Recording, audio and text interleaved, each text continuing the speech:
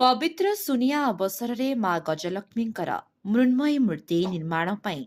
ମାଟି ଅନୁକୂଳ କରାଯାଇଛି। କଟକ ସଦର ଥାନା ଅନ୍ତର୍ଗତ ସଇନ୍ଦା ନଛିପୁର ଅଞ୍ଚଳରେ ପ୍ରସିଦ୍ଧ ଗଜଲକ୍ଷ୍ମୀ ପୂଜା ପାଇଁ 11 ଗୋଟି ମଣ୍ଡପ ଯଥା ମା ଜାଗେଶ୍ୱରୀ ଗଜଲକ୍ଷ୍ମୀ ପୂଜା କମିଟି ବାଲିସାହି, ବାପୁଜୀ ସ୍ମାରକୀ ଗଜଲକ୍ଷ୍ମୀ ପୂଜା କମିଟି ସୋଇନ୍ଦା, ମା ଜୟନ୍ତୀ ଗଜଲକ୍ଷ୍ମୀ ପୂଜା କମିଟି ସୋଇନ୍ଦା, ମା ଗୁପ୍ତେଶ୍ୱରୀ ଗଜଲକ୍ଷ୍ମୀ ପୂଜା କମିଟି ଅମଣିଆ ଗରଡା, ମା ଦୁଲାଦେଇ ଗଜଲକ୍ଷ୍ମୀ ପୂଜା କମିଟି କାଜିପୁର, ମା ବିମଳା ଗଜଲକ୍ଷ୍ମୀ ପୂଜା କମିଟି କାଜିପୁର, ମା ମଙ୍ଗଳା ଗଜଲକ୍ଷ୍ମୀ ପୂଜା କମିଟି ନଛିପୁର, ବଳରାମ ବାବା ଗଜଲକ୍ଷ୍ମୀ ପୂଜା କମିଟି ବଢେଇ ସାହି, ବାଳୁତ କୁମାର ଗଜଲକ୍ଷ୍ମୀ ପୂଜା କମିଟି ନଛିପୁର,